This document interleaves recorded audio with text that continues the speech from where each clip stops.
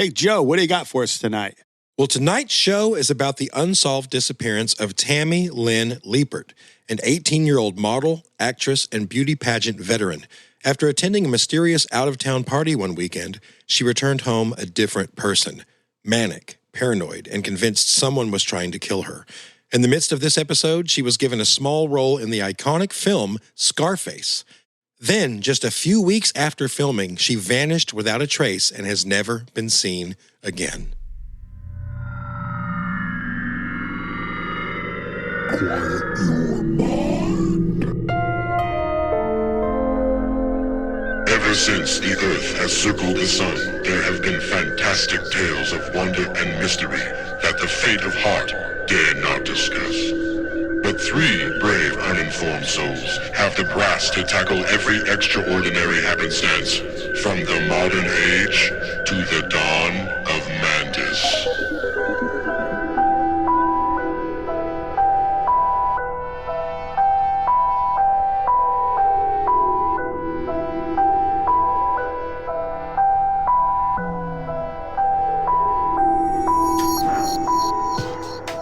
Welcome to Dawn of Mantis, true crime, mysteries, and more. Ivan with Joe and Sam. Hey, we got a real mystery on our hands this time. We do. This gal just up and vanished. Ain't nobody seen her in 42 years. I love these. I'm not good at it, but what I like to do is I like to pretend that I'm going to be the one, and you guys like this too, I think. We're going to be the one that says the thing that it's like, oh, we've never thought of that. Yeah. The police are going to be like, we never thought of that. My we never God. checked that lead out. Yeah. So, one of these days, I mean, if we do, we're in the 300s now, right? What episode, what? 352. Yeah, so by episode 1,000, maybe it'll happen at least once. Really? We solved Somerton, man. We did. Will we directly, but indirectly. Yeah, we take credit for it, but don't look that up. Actually, I do remember we were talking about if we thought it was ever going to be solved, and we both said that it wasn't. You're right.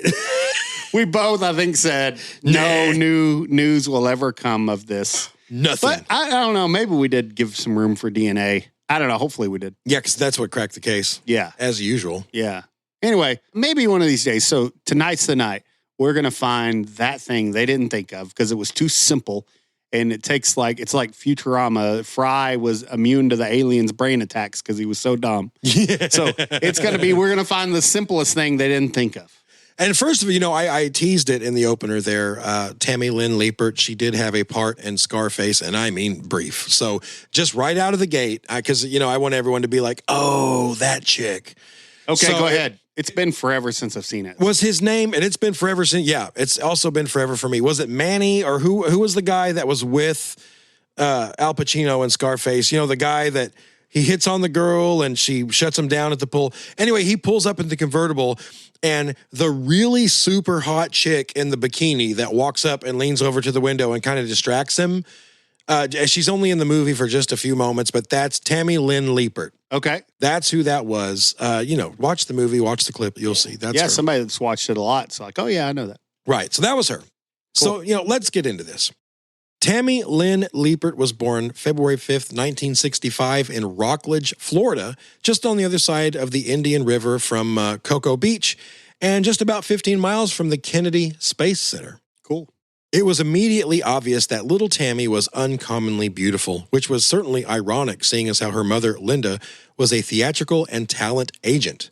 After Tammy was just 4 years old, Linda began putting her in beauty pageants all over Florida, and the girl rarely ever lost. In fact, by age 16, she'd been in 300 pageants and had won 280 crowns.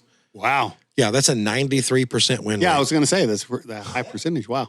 That's equivalent to 6,000 wins today. In today's wins. That's called winflation. Yeah. Good one, Sam. I love that. In 1972, when Tammy was just 7 years old, her stepfather, Richard Leppert, left the family. And from what I can tell, he didn't have much to do with his daughter for the rest of her short life. Her biological father's identity has never been made public, because I wondered that too. Tammy worked as a child model, appearing in magazines, catalogs, and local commercials.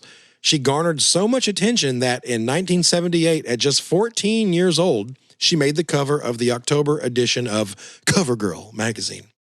By the way, there's also an account that she was actually featured as Cover Girl of the Week in Circus magazine, but the general consensus is that she actually made the cover of Cover Girl in 1978. So, after a deep dive with the help of AI, I finally found a very grainy image of Cover Girl magazine with Tammy Lynn Leppert on the cover. Hopefully, it's a legit image. Regardless, Tammy also appeared in 17 magazine and several other publications during that time. Was she only 14 and she was on 17? Yeah, see, that's false advertising. That is. From day one, Tammy was a bubbly, happy, cheerful girl who always had a smile on her face. As she grew into a young woman, Tammy evolved into the quintessential 80s beach girl. Blonde hair, tan skin, pouty lips, perfect figure. In 1980, at just age 16, she finally landed a movie role, although it was uncredited, in the film Little Darlings. She was listed as Party Girl in this film. She continued to work as a model and enter pageants for the next 2 years, but then came Tammy's breakthrough year. Firstly, she entered and won the Miss America Sunshine Surf pageant in Orlando. Then she was offered another uncredited role in the film Spring Break, which premiered in March of 1983. She is listed as Boxing Contest Girl in this film, and she is also reportedly the model on the movie's cover. And I think, it's a little weird because I think she was 17 at the time, but when you look up the cover of the movie poster for Spring Break, it's like Tammy lying on her side, and it's just her like belly button and then hips, and then anyway. I kind of remember that. Yeah, it's actually a pretty famous kind of iconic movie. So supposedly those are Tammy's tanned hips on the front of that movie poster and the cover of the DVD or whatever. But yeah, it was really successful. So the movie earned over $24 million, and it had just a $4.5 million budget. Even though she is uncredited in the film, it certainly did the job of getting Tammy's face out there, not just in Florida, but all over the country. So by this time, it was the spring of 1983, and Tammy Lynn Leppert seemed to be poised on the brink of major stardom. She'd won hundreds of pageants, she'd been in several commercials, appeared on the cover of Cover Girl, and also had appeared, albeit uncredited, in 2 movies. She had yet to have an opportunity to display any real acting chops, but based on her stunning beauty alone, it seemed almost certain that her big break was near. That is when she was invited to an event that, according to Tammy, completely changed the trajectory of her life. So as the story goes, Tammy attended, and I've looked at I exaggerate a lot. I've looked at several. I almost said 100. Look, when I say stuff like that, I'm just saying a lot. I've listened back to episodes and thought, I need to reel that in, because by me saying, look, I've looked up 100 sources. Not really, but that's just me saying a lot. But I'm going to try to be more factual from now on. So I'm just going to say I looked up several sources. Our listeners are smart. They get it. I know. I looked up several sources, and I can't find anyone anywhere that ever stated where this mysterious out-of-town weekend party was. But just wasn't in town. It just wasn't in town. It was out of the town. Yeah. That's all we know. What party, with who, where, no one seems to know. No verifiable sources on any of that information. All we know is Tammy went alone, and when she returned home, she was never the same again. Overnight, she went from bubbly, sweet, and playful to withdrawn, paranoid, and moody. She stopped going out. She stopped taking calls and spent most of her time hidden away in her room. Besides her mother, Linda, there was another witness to Tammy's behavior living in the home at the time. He was a client of Linda's named, this is his real name, and it sounds like something made up, Wing Flanagan. Okay. That sounds like a name I would make up, like if I got pulled over and didn't have ID. What's your name, son? Wing Flanagan. Doesn't it? Okay, Mr. Flanagan. Sounds like somebody just winging it. So Tammy was 18 at the time. Wing, I think, was like 13, 14, from what I gather. Several years younger than her. So anyway, previous to this weird weekend trip, they'd always gotten along. They were kind of like brother and sister, teasing each other. She was really sweet to him. He was interviewed. And by the way, speaking of Unsolved Mysteries that I mentioned on a previous episode, they did an episode on the disappearance of Tammy Lynn Leppert. Wow. And they interview Wing as an adult at the time on there. So during that interview, he said that, like before she went out, she would just run up and give him like a big, overly strong hug and like give him a kiss on the cheek. The kind where he's like, stop it. You know what I mean? Yeah. And she would put like a big lipstick smear on him and stuff. And, they just had a really good relationship. Sure. Basically. Over the following days, Tammy's behavior became more and more strange. Her friends and family barely recognized her anymore. And finally, one day, her mother cornered Tammy and demanded to know what was going on. So she reluctantly confessed to her mother, and I quote, "I've seen something awful, something I wasn't supposed to see." Then, with tears in her eyes, Tammy said, "What if I told you someone was trying to kill me?" Well, Linda asked who, but Tammy refused to say. As the days wore on, Tammy's mental state further deteriorated. One day, after hiding in her room all morning, she asked Wing to go look out the window for her and report what he saw.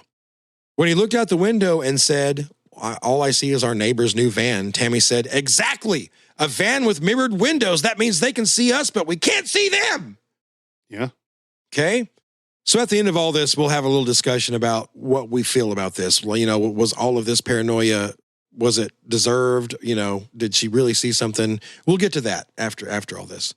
So anyway, following this, anytime there was a knock at the door, Tammy would run upstairs and insist that no one be told she was home. She also ordered both her mother and Wing to tell anyone who called that she was gone, but not to tell them where. So full-on paranoia. Yeah. After 2 weeks of this, Linda got a call that Tammy did take.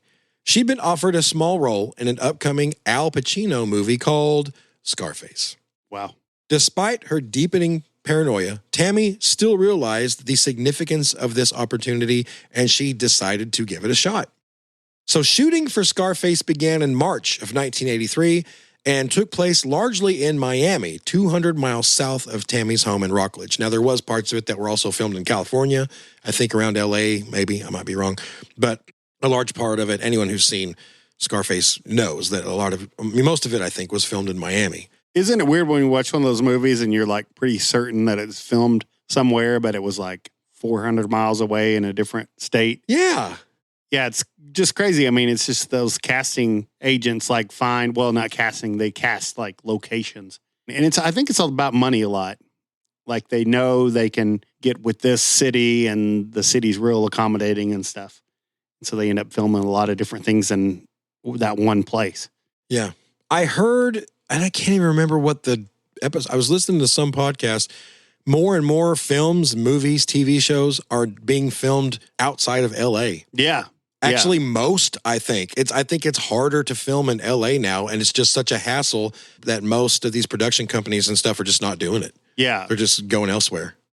An episode of True Detective? Yeah. With McConaughey and stuff was filmed, 3 blocks from your house? Yeah. Yeah. I remember Crazy. driving by there because it was set, back in the 70s? Yeah. Well, it had 3 timelines. Okay. It's like 70s and then 90s and then like today. When me and my daughter drove by, and this was years ago, but we drove by and the whole town square was blocked off. Mm-hmm. And all there was old cars parked around, and there was like movie cameras and lights. And I was like, what is this? Yeah, they made this one building look like it was brand new. So obviously it's the 70s. And then they brought like vines and then they like painted over the sign to make it look like time had went by, and it had like today's, and that was within just a few days. Was that the American Legion building? Yeah. Yeah. That was awesome. Yeah, it was really cool. I remember driving by in my old 70s Chevy truck thinking like, damn, I wish I would have got in on this. Yeah, they had a vehicle casting call. It had to be all original and stuff, no modifications. You know what? I need to keep an eye on that and put my Rambler in a movie. Yeah, you should. My Rambler is 100% original, 64. In fact, there's some Facebook groups for that. Okay, we'll get into that. Check it out. Sorry, guys, sidebar, but anyway. No, it's okay. Somebody else might be interested. There you go. Yeah, so she decides to take a stab at this role in Scarface. Linda obviously is still concerned about her daughter's mental state, so she arranged for Tammy to stay with a family friend nearby where they were filming. The guy's name was Walter Leibowitz. So Tammy made the trip and began the movie, but only made it to day 4 of filming, because on that day, there was a scene in which someone was shot, which, there's lots of scenes where someone was shot in Scarface. Oh, yeah. Lots of blood. And as is typical in movies, a large amount of fake blood was required for this scene. So when they did this, I guess Tammy was standing off stage or whatever you want to call it, off scene, and she sees this. When she sees the squib and the blood and everything, apparently she completely lost her mind. Wow. She started screaming. She went into hysterics and she ran off set. She went to her trailer where Walter Leibowitz, he was called, and he soon showed up to check on her. So she was still inconsolable, and in between hysterical sobs, she kept mumbling things about money laundering and needing a place to hide because people were out to kill her. Wow. Needless to say, that wrapped up Tammy's Scarface experience, and she left Miami to return to her mother's house. Did she not get as many scenes because she freaked out, or did it say anything about I that? don't know. Yeah, I have a feeling that she was always supposed to just be like hot girl in bikini that distracts him, And apparently, like reading through this, I was like, okay, well, she still made the movie, so they must have filmed her scene like really early. Yeah. In the first 4 days, I guess, because she was still in it. I don't know.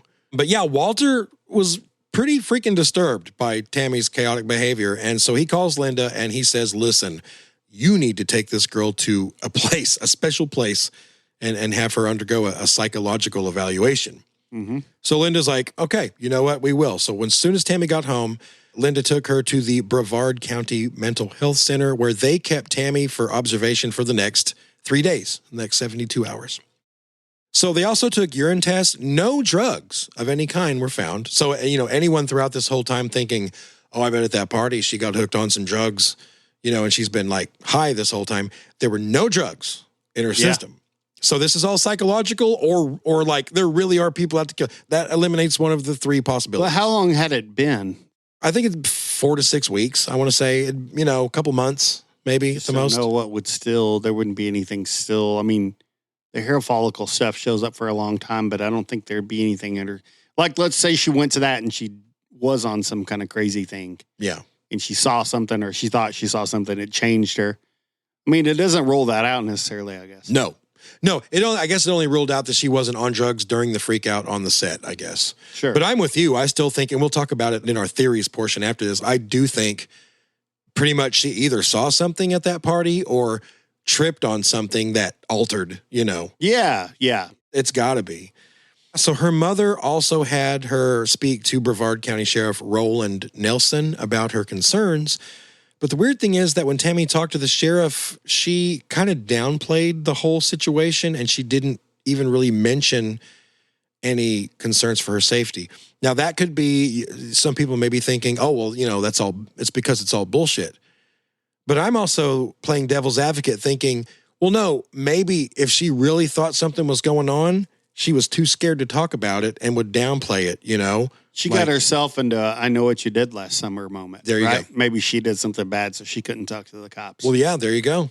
That's another possibility.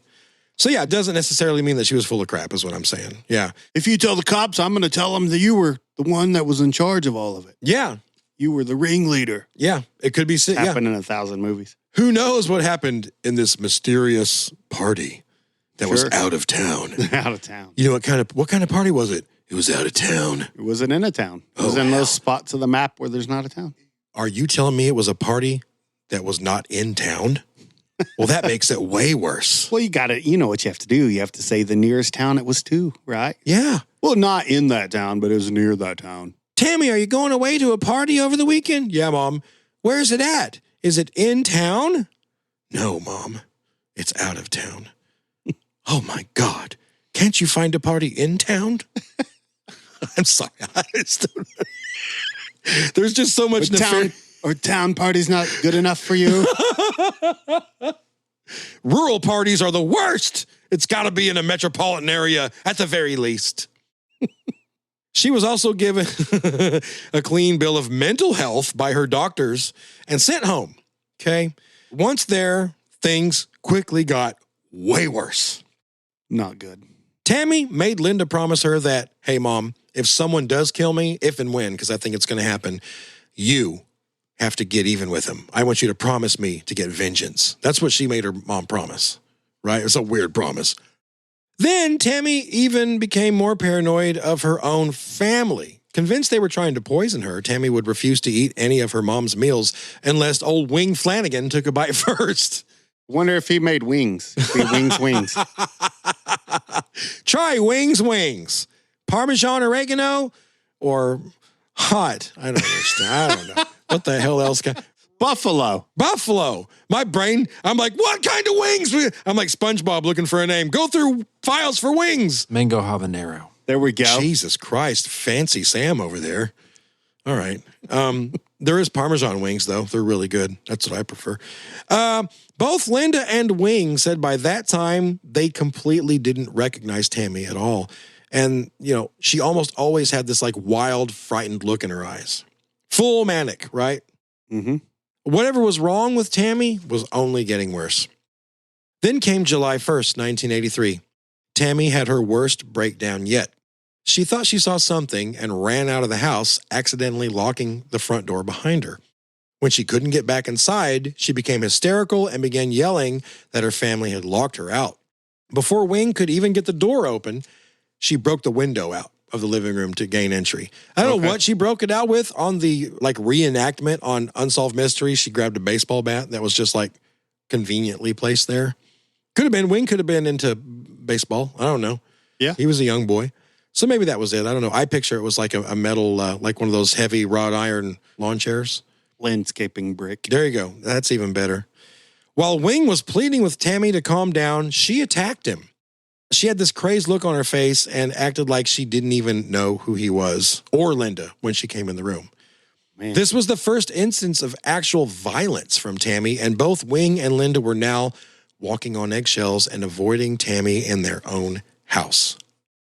4 days later, on Tuesday, July 5th, Tammy spent a rare day out with Rick Adams, a close friend of hers. He, like everyone else in her life, was trying to figure out what the hell was going on. As usual, Tammy would only say that she was scared and that someone was trying to kill her. She ended that visit with a cryptic warning, quote, "I may be going away for a while." And it was the last time Rick would ever see her.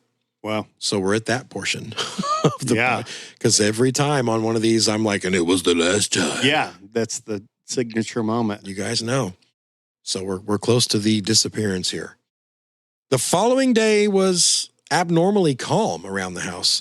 Linda would later say that it was the most normal Tammy had acted in a long time. There were plans for Tammy to travel to California for a few months because Linda thought, a change of scenery may do her daughter good. Tammy also made plans to go to the beach that day. So another good sign. She'd been avoiding going out and doing anything. So, Linda that day is thinking, wow, this may be a turnaround. She's doing better. Well, in the early afternoon, a friend named Keith Roberts stopped by to pick Tammy up. The pair drove around Cocoa Beach for a while, and at some point, they got into an argument. Eventually, Tammy demanded that he stop and let her out of the car. Keith obliged and pulled into a parking lot near the Glass Bank building and let her out of the car around 3 p.m. So, Tammy was 5 miles from home and in a manic state.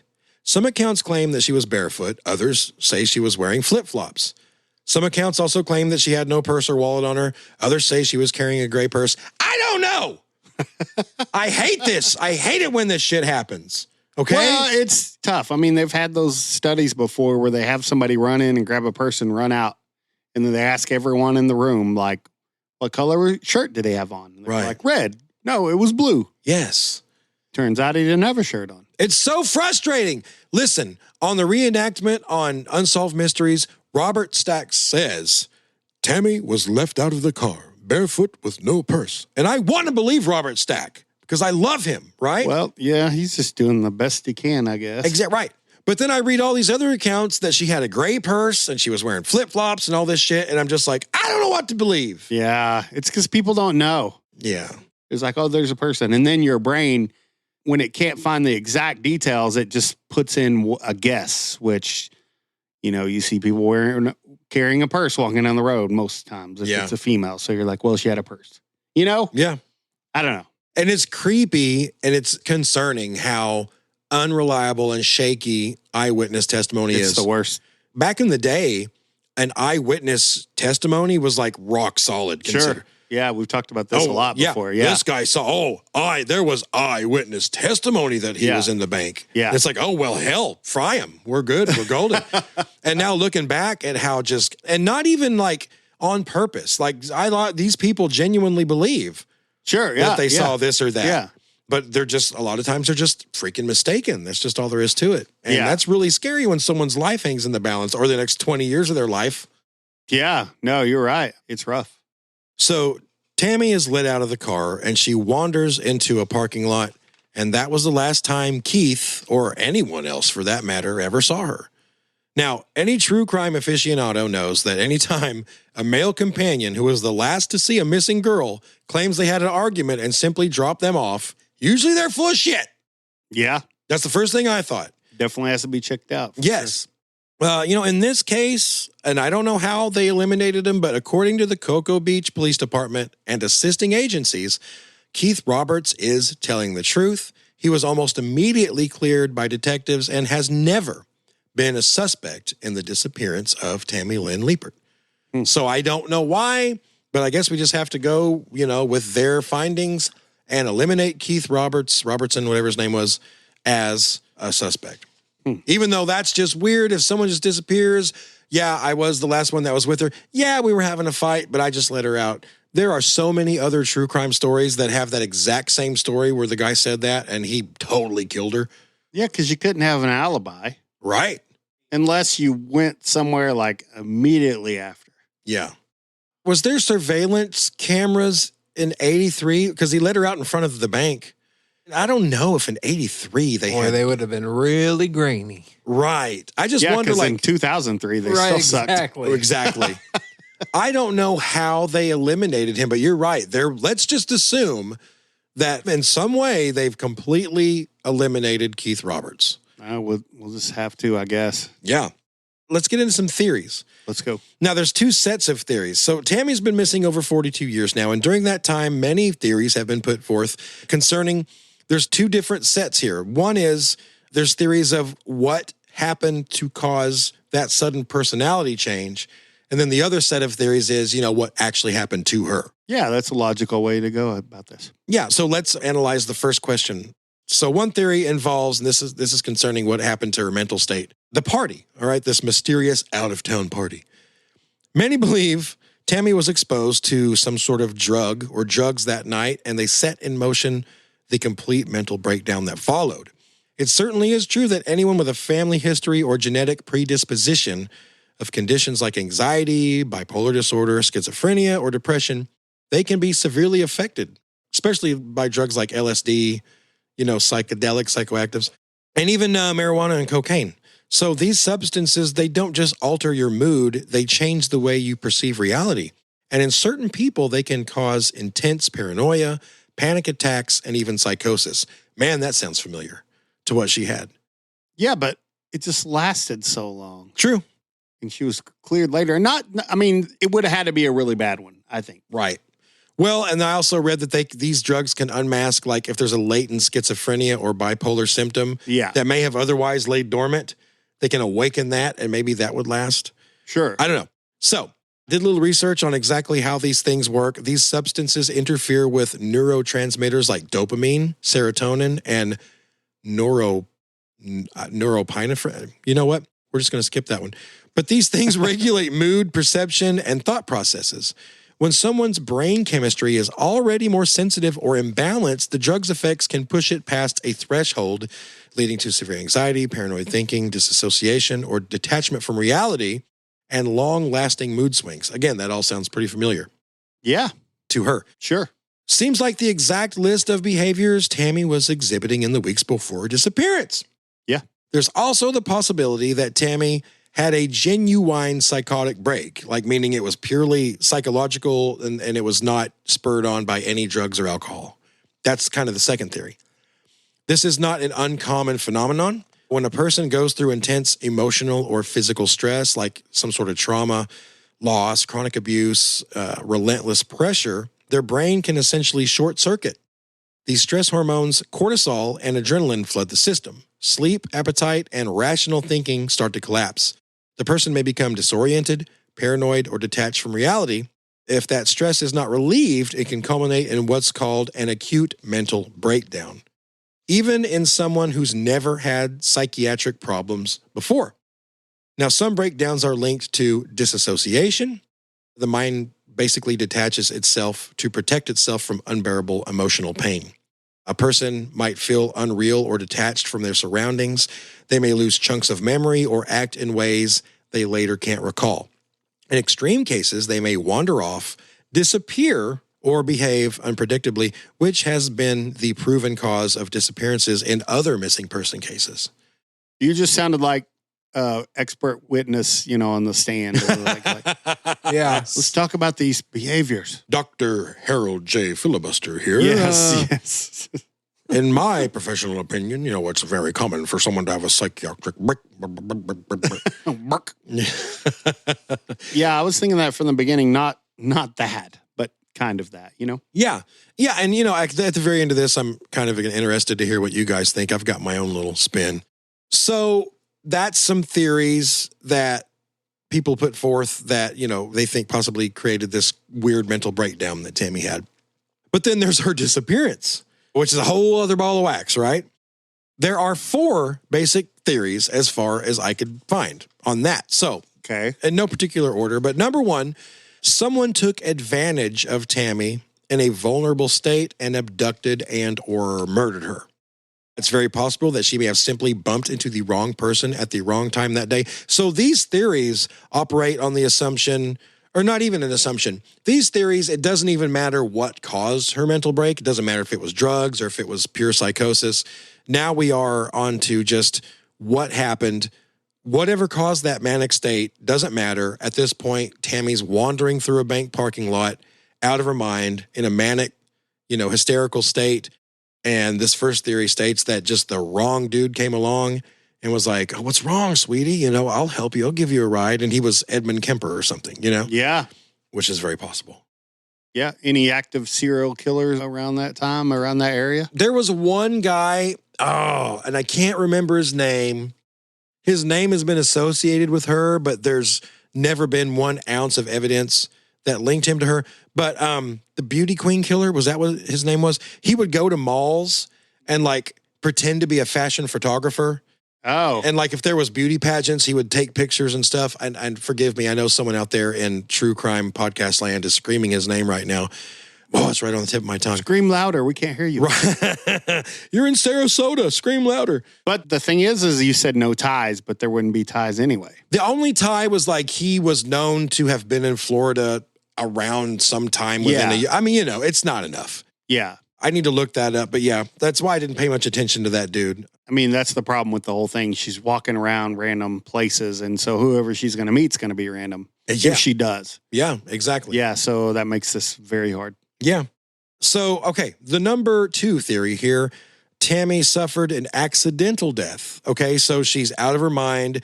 She was close to the beach, I think. And so she wanders away. Maybe she falls in the ocean and drowns or something. Or she ended up, I don't know how far in proximity was to one of Florida's, their infamous swamps with the gators and stuff. But anyway, this second theory is that she met a genuinely innocent, as far as anybody being nefarious, just an accidental death that involved her body disappearing. Also, because it wasn't, obviously if she was just found somewhere, then this wouldn't even be a mystery, really. Sure. But yeah, that's the second one. I don't really know how I feel about that one. Yeah, I mean, more than likely, that's more likely than her meeting someone nefarious. I don't know. I think. I don't more know than why I think likely. that. Yeah, but none of it's any good because there's no evidence for any of it. Right. That's tough. Yeah, so like I said, whatever it was, I don't really subscribe to that one because whatever accidental death it would have been, it would have it would have had to have been maybe she drowned and her body was taken out by the tide in the ocean, or she was eaten by alligators. I don't know how close to Cocoa Beach there's any swamps with gators, but I don't know. That just sounds pretty far-fetched. Yeah. But, the abduction thing seems more likely because she just so happened to be ridiculously beautiful. True. I mean, hence her lifelong successful career as a beauty pageant contestant and why she was put in those movies and she was on the cover of all these. She was absolutely gorgeous. So and something I didn't think about till just now is, I mean, she wouldn't have to get abducted like just that in that moment right after you dropped her off. I mean, she could have walked around for days, weeks. Yeah. There's no telling. She could have couch surfed for a long time and just ended up something bad happened later. Yeah, for all we knew, she hitchhiked to Minnesota. Yeah. I don't know. I mean, who knows? And met some untimely end up there. Who knows? Someone knows. So actually, yeah, someone knows. 417-4-MANTIS. Let us know. I know that you know, so you need to tell us. So, theory number 3, she fled her old life to create a new one and has successfully inhabited another identity and hid out since 1983. Yeah, that's super rare. Yeah, no. Of course, people are looking for her, but it's not like FBI's Most Wanted. No, but she does, she was sort of famous. I mean, yeah, you can find her picture in dozens of magazines. And that's true. It wasn't like just old Johnny Nobody disappearing. Like, this girl had been places. Yeah. And she didn't just look like Johnny Nobody or Linda Nobody, whoever. Pick your name for a female. Like I said, she was super gorgeous. Like, she was a very pretty woman. I think she would stand out. Man, if you're going to try to hide out being that pretty, good luck. Because you're just, you know what I mean? You're not going to blend in anywhere because you're just so pretty. It's true. If she's missing for a long amount of time, you would think part of her brain would snap back to it and she would be asking about her family or whatever to hopefully the right person. But yeah, I don't know. It's rough. Yeah. And in this theory, like if she really did purposefully just, I'm just going to bail on my old life and start a new one. I don't know. Just like I said, good luck doing that when you've been in movies. And also seems like something that somebody that young couldn't do successfully. Yeah. I mean, not to age profile, but you know what I mean? That'd be hard. Yeah, if you're going to need help, you're going to need lots of money, you're going to need resources. So, yeah, I think we can pretty much flush that one out too. The 4th and final theory is that Tammy was telling the truth and she had seen something and someone was out there trying to kill her and her paranoia was well-founded. Yeah, that's as good as any, I guess. Yeah, I mean, why not? So she may have witnessed a drug deal or a violent act or a money laundering operation, possibly tied to Florida's booming 1980s cocaine trade, which, I mean, Miami was ground zero and, Florida for the cocaine in the 80s, you know what I mean? Yeah. Supporters of this theory think she may have been silenced by the people involved. However, there's no public evidence or corroborating witnesses confirming any crime ever took place. And whatever party she was at that fateful weekend, there was no reports of any. Now, maybe there wouldn't be reports. Maybe, if it was a backroom deal or something that she wasn't meant to see, why would there be reports of it? Well, she wasn't talking. No. But I mean, I guess whoever would want to silence her doesn't know that. And if they want to silence her, they're probably afraid she was talking. Yeah. Or would be talking. Yeah. It's rough. So, yeah, this is, I have one more paragraph to close this out, but right here's the portion to where, knowing what we know, which is not a whole lot. What would be your guess? Not even so much as to, at this point, I don't guess it really matters what caused her I guess it does matter. Because if it was drugs or if it was she actually saw something go down, that does matter. Could have been both. Damn, that's true too, right? It could have been come in this back room and we're going to show you this whole other world, just like Jeffrey Epstein, creepy underground Hollywood shit that most people don't know about where we're almost everyone's a pedophile and everything's creepy. And what if they get her to take drugs and try to get her into this world and it's too much for her and she just short circuits. It's like Eyes Wide Shut with Tom Cruise. Exactly. Some kind of secret society. Yeah. What if she out of town? They tried to get her in there out of town. And it was too much for her, and her mind broke. I don't know. Yeah, I don't know. I kind of like that. If you don't know which one it is, maybe a little bit of both. And then there's always the possibility, because I'm fighting with this with myself. I don't really know if I have 100%. I mentioned earlier I had some ideas, but the more I think about it, the more I don't know. Because it's totally possible, people, we've covered cases where, Josh Graham-Kasky, I think. Yeah. And I actually got involved and got to know some of his family members and got to speak with them on the phone for a long time. They're so sweet. But he was as far as I could tell in that research in the episode we did, listen to our episode on the disappearance of Josh Graham-Kasky, he acted totally normal and was a normal dude. And then one day just left. He just left his life and he drove hours and hours and hours south from, I think, Iowa to, the hills of Arkansas and just killed himself just out of nowhere. Yeah. People do that. We've read cases where someone that has just been a straight shooter their whole life and, dad was always fine and he was never emotionally unstable and never had any like outbreaks or fits or anything. And then one day he just leaves town and maybe he drives 4 states over and jumps off a bridge or people's minds just snap sometimes. Yeah. It is a very thing and it's not even that uncommon. So that needs to remain like a viable theory here. Yeah. But I don't know if I subscribe to anything at this point. It's There's just not a lot to go on. No, there isn't. Yeah, I know. Are you guys leaning on any specific direction or is it just like a who the hell knows type thing? Yeah. I mean, I just think maybe it was something at the party, but I don't know that anyone was coming after her. I doubt that. I think she thought they were, maybe. I don't know. I think at that party, and this is like taking the easy way out because I'm leaving it open to either. Something happened at that party, obviously, that made her mind like break, and she went into the psychotic episode. So I don't know if it was she saw something traumatic or she was into drugs, but it was something at that freaking out of town party that was like the catalyst for it, whatever it was. And then she just went downhill from there. But I'm with you. I don't think anyone was actually after her. I think whatever it was, whether she saw something or whether it was just drugs, from that point on, I feel like all the paranoia and the danger was mostly in her head. That's what I feel like. Yeah, and I agree with that. Yeah, and it just played until she kind of met her own demise, but we just don't know how. Yeah. So Tammy Lynn Leppert has been missing for over 42 years now. There's not been a single verified sighting of her since she walked into the bank parking lot in Cocoa Beach on June 6th, 1983. Tammy was just 18 at the time. She stood 5'5". She weighed about 110 pounds. She had hazel eyes and blonde hair. She was wearing a blue denim skirt and light blue shirt with flower decor and maybe or maybe not flip-flops and a purse. If you have any information on the disappearance of Tammy Lynn Leppert, call the Cocoa Beach Police Department at 321-868-3251. Never know. You never know. You never know unless you try.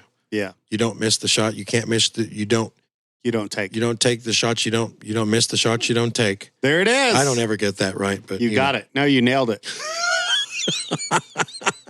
There were some misses first, but then you made the shot that you took.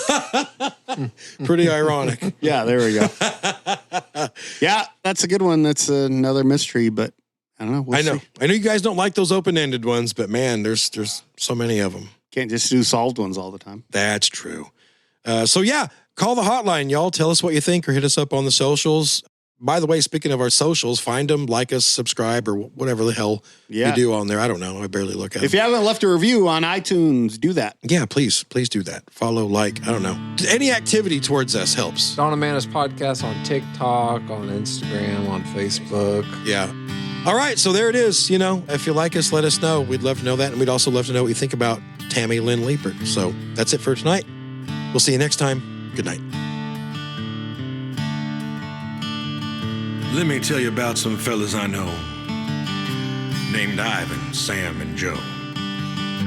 They got themselves a little podcast,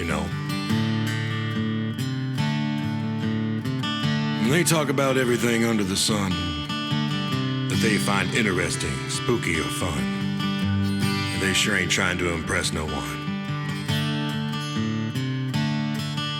The remedy to too much time on your hands is take a little listen to the dawn of Manti.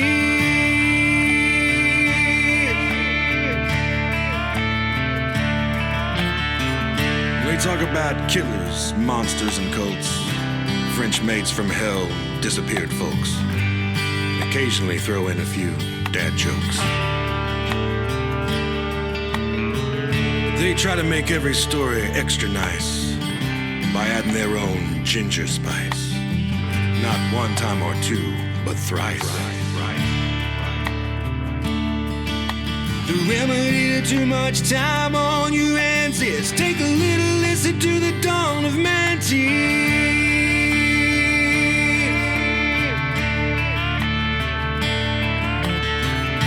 I'm sure these fellas will be around for quite a spell. 'Cause there sure ain't no shortage of stories to tell. 'Cause this old world's as weird as hell. But hell, even if nobody listened, you know they'd maintain a fine disposition. 'Cause shooting the breeze is kind of their mission. The remedy to too much time on your hands is take a little listen to the dawn of my tears.